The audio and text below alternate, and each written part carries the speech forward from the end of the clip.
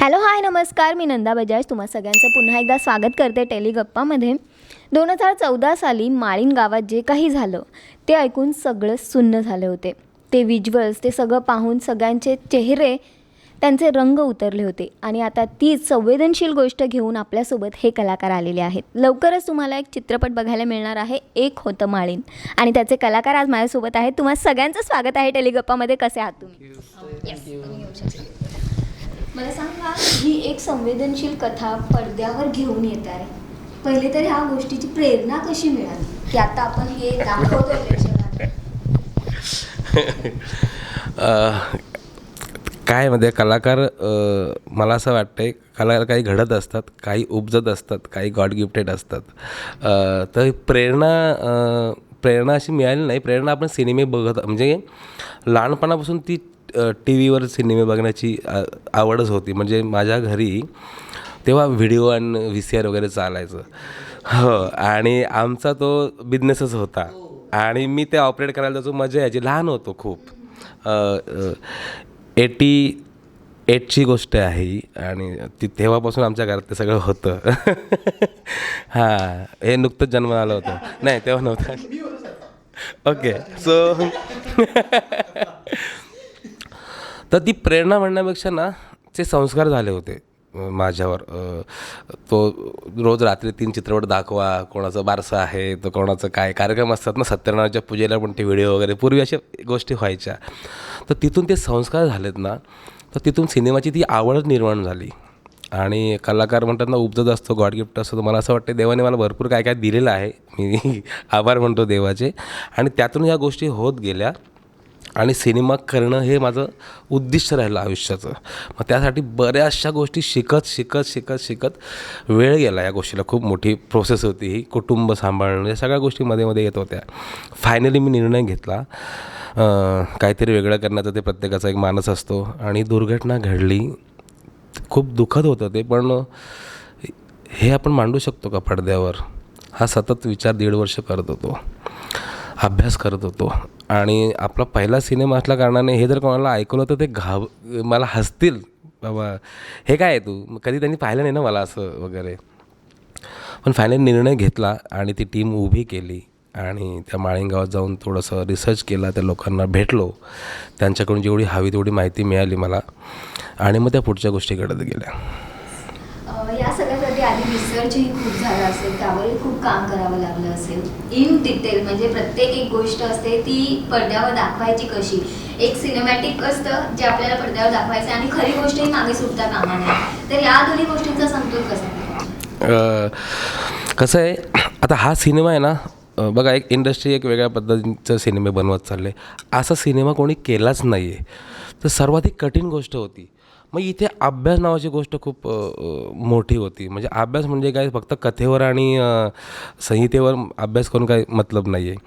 तर technically part या सिनेमाचा खूप मोठा होता आणि ह्या दोन्ही गोष्टी तो बॅलन्स करणं इम्पॉर्टंट होतं. मग मला ना, मी ॲक्च्युली ना, दुर्घटना घडल्यानंतर मी बऱ्याचशा गोष्टी शिकलो. म्हणजे एडिटिंग वगैरे या गोष्टी मी तेव्हा सुरू केल्या होत्या. त्याच्या आधी बऱ्याचशा गोष्टी केलेल्या आहेत मी. ॲक्टिंग शिकणं म्हणा, प्रशांत आणि मी एका ठिकाणी शिकायला होतो, सचिन मोटे आणि गोस्वामी यांच्या युनिव्हर्सिटीमध्ये आम्ही होतो. वर्षाचा आमचा तो डिप्लोमा होता. पण त्यानंतर टेक्निकली, कारण ना VFX वगैरे ह्या खूप नंतर आपल्याकडे आल्या ना गोष्टी. मग तशा गोष्टी त्या शिकत गेलो, कारण ह्या सिनेमासाठी त्या खूप गरजेच्या गोष्टी होत्या. नाहीतर ते घडणारच नाही. कारण VFX शिवाय तुम्ही डोंगर कोसळूच शकत नाही. तुम्ही खरा डोंगर खरंच किंवा मिनिएचर बनवून तर होणार, ते खोटाच वाटेल तुम्हाला. खरंच दिसणं महत्त्वाचं होतं. आणि सिनेमाला जो आज उशीर झाला रिलीज व्हायला, त्याचं मुख्य कारण तेच होतं, टेक्निकल भाग, तो म्हणजे VFX. आणि तो आता मनासारखा काय, त्या मनाच्या, म्हणजे मी जी कल्पना केली होती ना, की त्याच्यापेक्षा कितीतरी छान झालं आहे. त्याला छान नाही बोलू शकत मुळात, पण ते विज्युअल्स एकदम ते खूप ते पोहोचेल लोकांना, ते खोटं वाटणार नाही. ते बघताना तुम्ही हादरून जाल, अरे बापरे. जसं की आता टीजर आपला लॉन्च आहे, त्यात तुम्हाला थोडीशी झलक पण बघायला मिळाली असेल. पूर्ण झलक बघण्यासाठी सिनेमागृहात यावं लागेल. कलाकारांकडे वळेल. मला सांगा, अभिनय हा आपल्याला जमतोच, पण त्या व्यतिरिक्त जेव्हा हा संवेदनशील, त्यामध्ये भावनिक आपल्याला काहीतरी दृश्य दाखवायचे आहेत, हे किती कठीण होतं. कारण कुठे ना कुठे आपण सुद्धा त्या गोष्टीशी तेवढेच भावनिक प्रकारे जोडलेलो असतो आणि आपणही ते विज्युअल्स पाहिलेत, काय झालंय त्या लोकांना. करायचं आहे, सादरीकरण करायचं आहे, किती कठीण होतं आणि त्यावर तुम्ही सगळ्यांनी कसं काम केलं? म्हणजे आम्ही जे काही सादर केलं त्याच्यामध्ये 2 भाग आहेत उघड उघड. एक म्हणजे काहींच्या वाट्याला अशी पात्र आली जी या दुर्घटनेत बळी पडली दुर्घटनेला, आणि काहींच्या वाट्याला अशी पात्र आली की या दुर्घटनेनंतरसुद्धा ते जिवंत राहिले, ते सर्वायवर्स आहेत. तर माझ्या वाट्याला जे पात्र आलं ते त्या दुसऱ्या प्रकारात मोडणार आहे. त्यामुळे घटना घडून गेल्यानंतर काही वेळानंतर मी तिथे पोहोचते आणि ज्या गावात मी लहानाची मोठी झाले, ज्या गावात मी वाढले, ज्या गावाने सगळंच गाव म्हणजे मला कायम असं वाटतं की एक मोठं कुटुंब असतं. गावात अशी छोटी छोटी वेगवेगळी कुटुंब नसतात, एक मोठं कुटुंब असतं गाव, आणि प्रत्येकालाच वाटत असतं की हे माझं घर आहे. म्हणजे प्रत्येकजण त्या भावनेने जोडला गेलेला असतो. तर अशा गावाचं नंतर जे काही तिथे अवशेष उरलेत फक्त, हे ज्यांना बघावं लागलं त्यांच्यावर पण तितकाच मोठा दुःखाचा डोंगर कोसळला आहे. त्यांना त्यांच्या जवळच्या लोकांना अग्नी द्यावा लागला आहे. त्यांना त्यांच्या एका व्यक्तीला नाही, त्यांच्या कुटुंबातल्या तर काही लोक असेही होते की ज्यांनी अख्खं कुटुंब गमावलं. आणि जास्त मला सांगता येणार नाही, रिव्हील करता येणार नाही, कारण आमच्या सिनेमाची गोष्टच ती आहे आणि ती पडद्यावर बघावी असंच आम्हाला सगळ्यांना वाटतं आहे. पण तो कनेक्ट जो तू म्हणालीस की आम्हाला कसं त्याच्यात इन्व्हॉल्व होता आलं, तर आम्ही सगळेच जे या सिनेमाशी जोडले गेलो ते केवळ फक्त कलाकार म्हणून नाही जोडले गेलो, आम्ही सगळे माणूस म्हणून सुद्धा तितकेच या गोष्टीशी एकरूप झालो.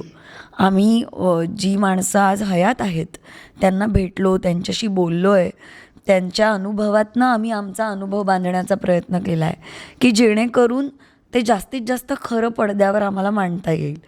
तर मुळात जो माणूस संवेदनशील असतो तो कलाकार म्हणून त्या कलाकृतीला जास्तीत जास्त न्याय देऊ शकतो, अशा प्रकारच्या की जिथे टेक्निकल नॉलेज तर गरजेचं आहेच, नाही असं नाही, पण तुम्हाला तो भावनिक धागा पण जोडलेला पाहिजे, तो फील तुम्हाला तिथे आणता आला पाहिजे.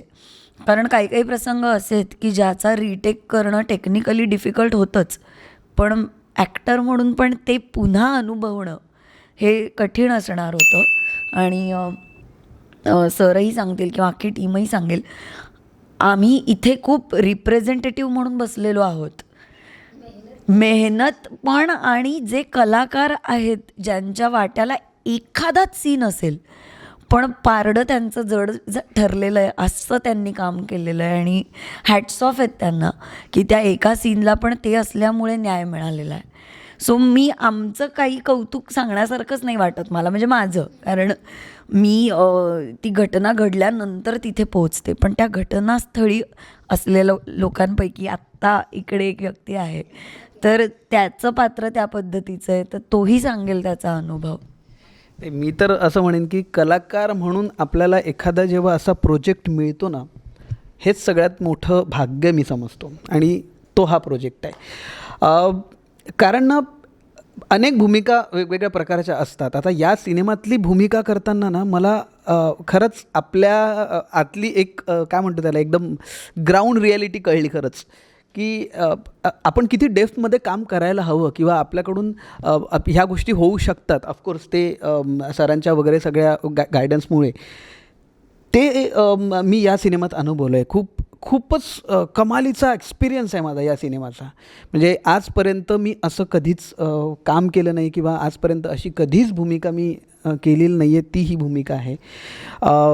मला नाही रिव्हील करायच्या आहेत गोष्टी, खरंच बोलण्यासारखं खूप आहे. सिनेमानंतर मी नक्कीच बोलेन यावर. पण मी तुला खरंच सांगतो की माझ्या आयुष्यातही, म्हणजे फक्त कलाकार म्हणून नाही, आयुष्यातही सगळ्यात मोठं आव्हान असलेली भूमिका ही आहे.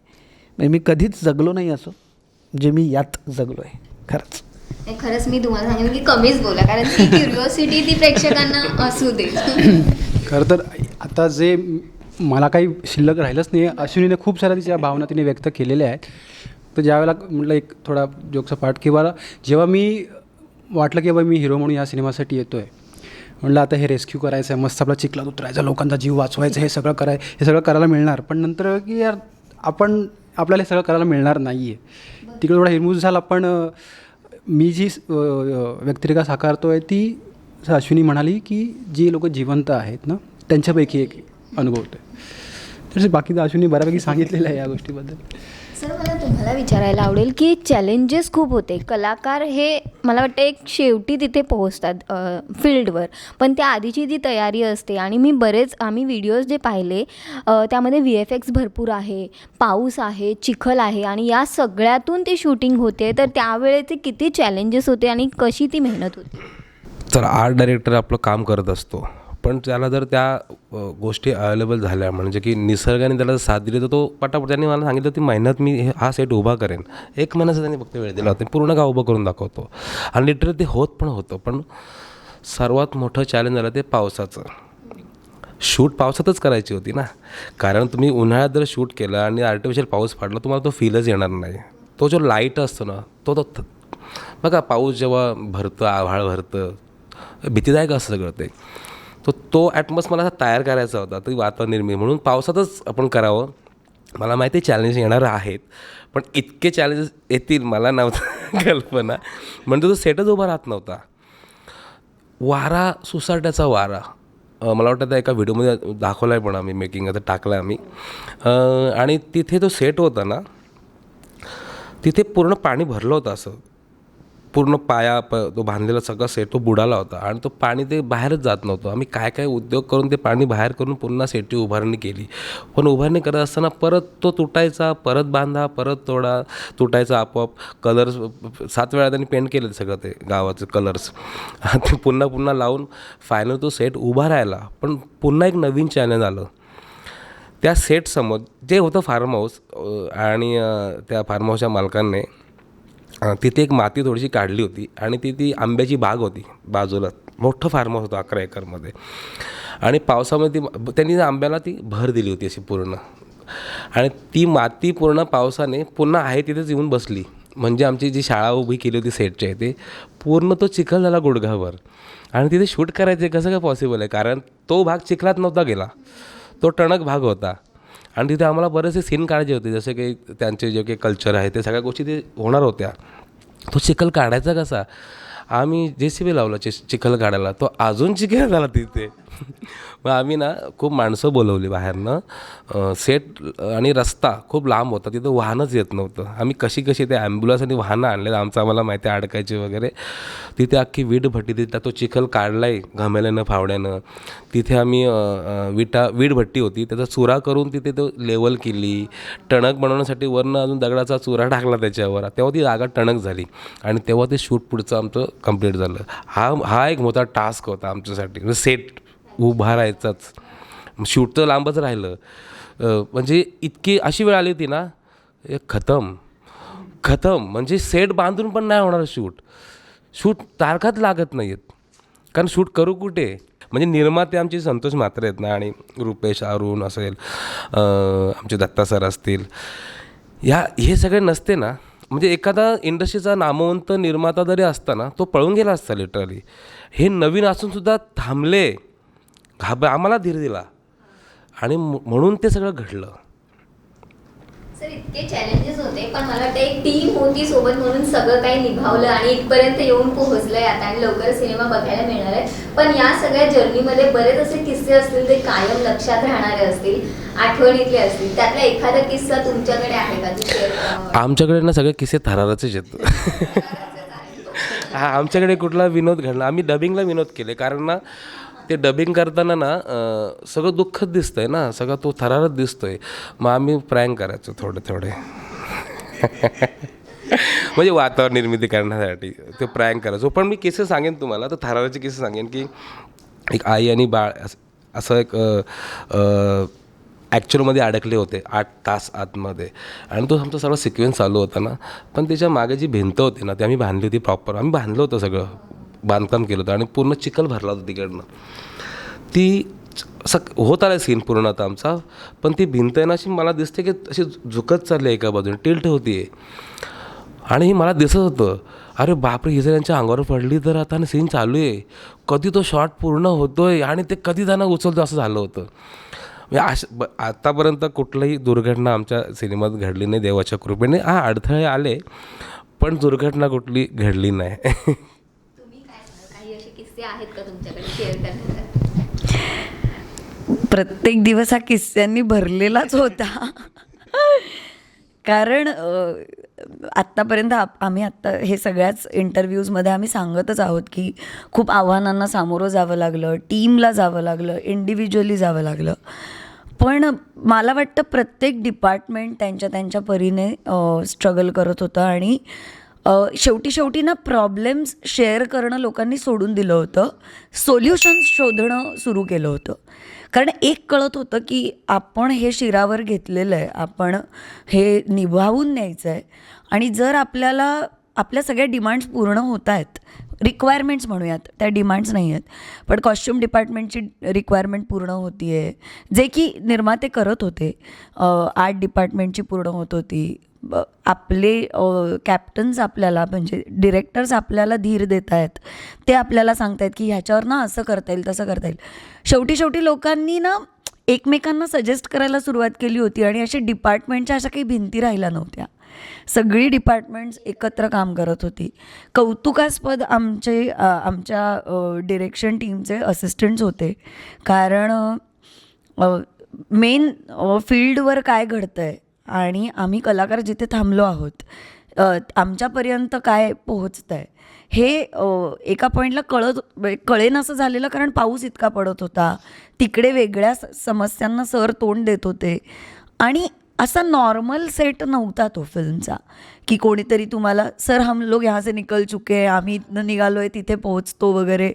जायचो, अरे नाही होऊ शकणार, परत जा, परत येऊन बसायचो, किंवा चल पटकन चल तुझं.